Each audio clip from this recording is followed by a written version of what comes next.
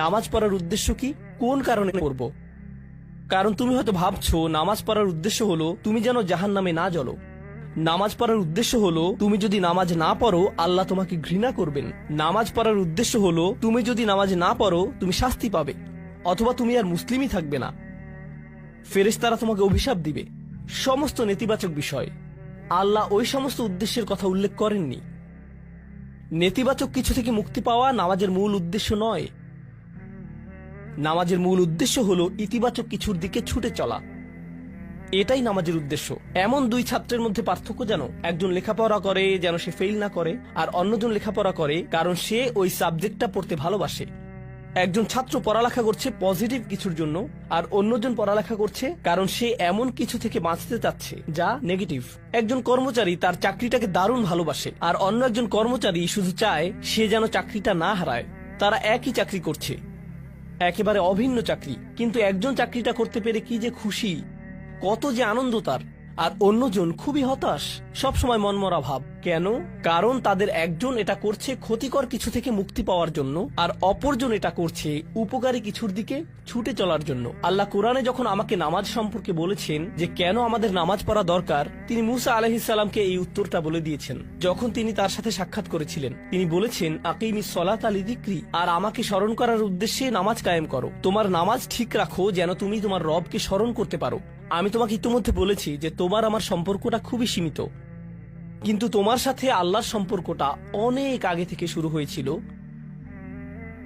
আর তার সাথে তোমার এই সম্পর্কটা অনন্তকাল ধরে বলবৎ থাকবে। তাই সেই সম্পর্কটির কথা স্মরণে আনা আবশ্যক, কারণ ভালো যত কিছু তোমার কাছে আসে তা আসে ওই সম্পর্কটা থেকেই। সামান্য কিছু ভালো জিনিস তোমার বাবার কাছ থেকে আসে, কিছু কিছু ভালো জিনিস, কিন্তু সকল ভালো জিনিস যা তোমার কাছে আসে তা আসে একমাত্র ওই সম্পর্কটির কারণে।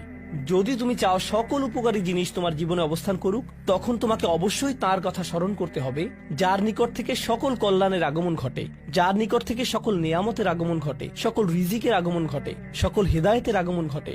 আর তাই আল্লাহ বলছেন সর্বোত্তম যে উপায়ে তুমি এটা করবে তা হলো নামাজের মাধ্যমে তুমি আমাকে স্মরণ করবে। এজন্যই তোমার নামাজ পড়া দরকার। আচ্ছা, পরিশেষে এজন্যই তোমার এটা করা উচিত, কিন্তু তুমি এটা করছো বলেই সঠিক নিয়ত সহকারে আল্লাহ বলছেন কেবল এখানেই শেষ নয়, এর কিছু উপকারিতাও আছে। কিছু ভালো জিনিস তোমার পথে আসবে যখন তুমি সত্যি সত্যি আল্লাহকে স্মরণ করবে। যখন তুমি আল্লাহকে স্মরণ করবে যেভাবে তিনি চান সেভাবে, আর যে উপায়ে তিনি চান তা হলো এই নামাজগুলোর মাধ্যমে। তুমি যদি এটা করতে পারো, আল্লাহ বলছেন ইন্না সলাতা তানহা আনিল ফাহশাই ওয়াল মুনকার। এমনকি এই আয়াতেও ওয়ালা যিকরুল্লাহি আকবার, তিনি বলছেন নামাজের মধ্যে এই উপকারটি আছে যে এটা তোমাকে অশ্লীলতায় পড়ে যাওয়া থেকে রক্ষা করবে। কারণ অশ্লীলতা তোমার চারপাশে বিরাজমান, আর আমি প্রিয় পুত্র তোমাকে এটার সম্মুখীন হওয়া থেকে রক্ষা করতে পারবো না। অশ্লীলতা তোমার ফোনে, অশ্লীলতা তোমার স্কুলে, অশ্লীলতা তোমার বন্ধুদের মাঝে, অশ্লীলতা ঈদের অনুষ্ঠানে, যখন কোনো কর্নারে গিয়ে বন্ধুদের সাথে আড্ডা দাও, অশ্লীলতার উপস্থিতি তুমি সর্বত্র দেখতে পাবে। প্রতিবার যখনই তুমি অশ্লীলতার দিকে এগিয়ে যাবে তোমার অন্তর ক্ষতিগ্রস্ত হয়ে পড়বে। আর আল্লাহ বলছেন যদি তুমি এই নামাজগুলো আদায়ে যত্নবান হও, এগুলো তোমাকে অশ্লীলতার করাল গ্রাস থেকে রক্ষা করবে। একবার যদি তুমি অশ্লীলতায় ডুবে যাও, তখন তুমি হয়ে পড়বে যেমন তুমি যদি দূষিত বাতাসে নিঃশ্বাস নাও, প্রথম প্রথম তোমার কাশি আসবে, কিন্তু যদি এতে বেশিক্ষণ অবস্থান করো একসময় এতে তুমি অভ্যস্ত হয়ে পড়বে।